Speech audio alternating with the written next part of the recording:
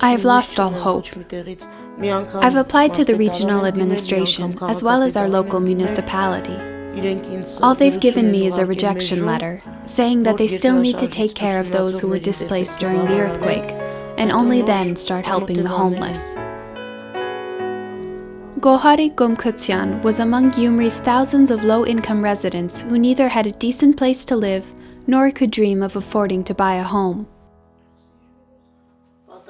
Goharik rented a makeshift dwelling where she lived with her son and daughter. Her husband died in a car accident some years ago. This is the domik. It's all there is. I've partitioned it with a curtain. We sleep over there. The floor is totally worn and broken. Not only worn, but broken. The roof is leaky. It's completely leaky in those spots. And at night, whenever there's rain, water drips on our beds. So we just don't know where to sleep anymore.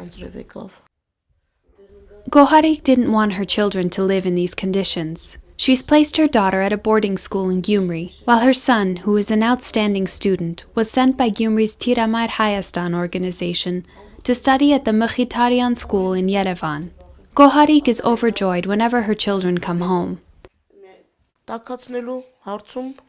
The children go out and bring discarded cardboard boxes from stores, and also whatever else they can find, like shoes and paper bottles, so that we burn them for heating.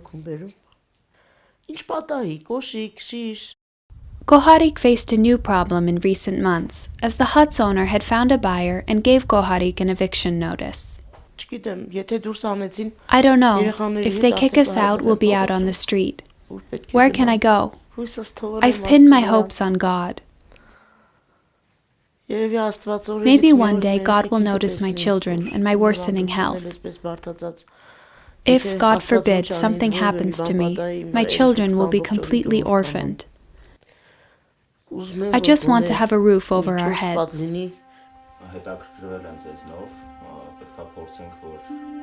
2 years ago, through Shant TV, Goharik had appealed for assistance from caring individuals. Her letter had reached the Hayastan All-Armenian Fund, a team from which subsequently visited the disabled mother and saw her dire situation firsthand.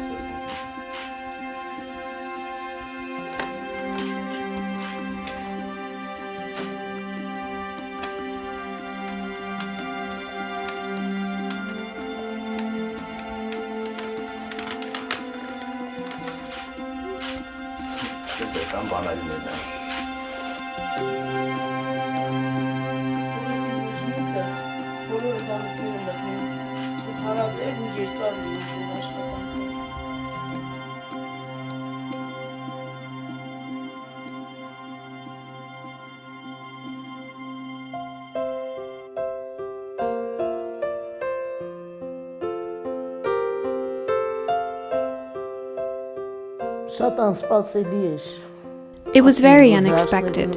They say miracles happen, but this was no miracle. It was totally real, and we saw it with our own eyes and felt it in our souls and our skins.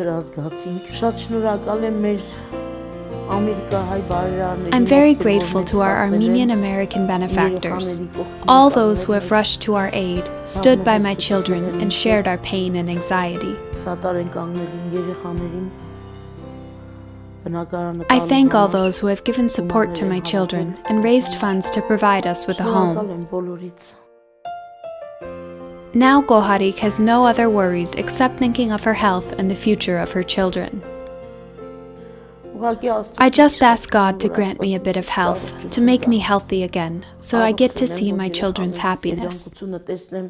The new apartment, with all its amenities, seems like nothing less than a miracle to little Anna. She now has her own bedroom where she sleeps and has beautiful dreams. I was very sad at the domik. I didn't have friends. It was very cold. My mom, brother, and I came down with pneumonia.